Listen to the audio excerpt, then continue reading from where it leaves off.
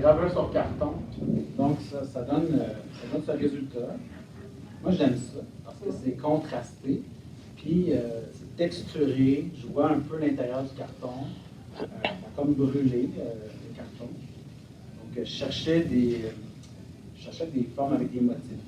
Là, je suis parti dans une thématique de animaux en voie de disparition, des choses comme ça, puis aller chercher l'espèce de pelage des animaux, puis faire une espèce de forme, peut-être à l'intérieur d'un cercle.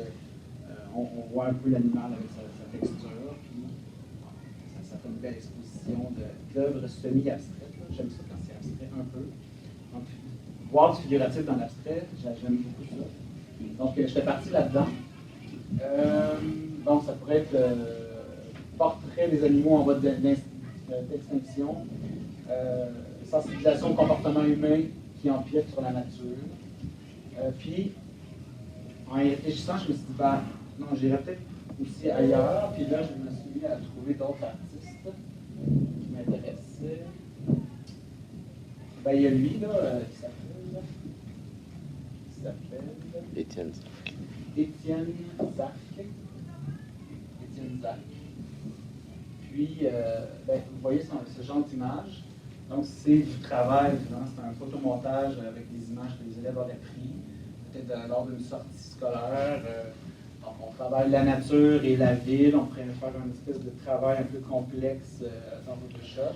Après ça, ben, il faudrait aller imprimer ça sur carton. Puis là, ben, on aurait une espèce d'œuvre abstraite hallucinante, là, où on verrait des parties figuratives, puis mélangées dans une espèce de fouillis abstrait.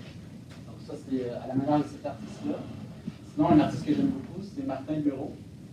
Martin Bureau, lui, il travaille à partir de Google Maps. Il va chercher un endroit dans le monde où il s'est passé un événement tragique.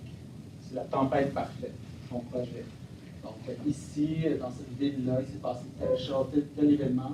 Il est allé travailler les couleurs et les textures. Ben, il a travaillé à partir de ça. Lui, c'est un peintre. Il est parti de cette image de Google Maps.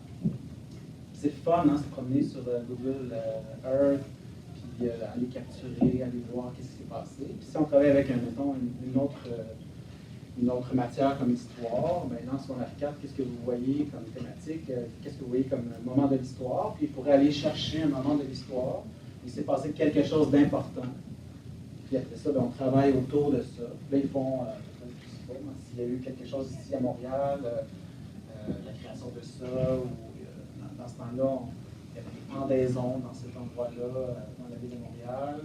Ben, il pourrait avoir, je sais pas, il pourrait avoir quelque chose qui est ajouté par-dessus, qui parle un peu de cette histoire-là.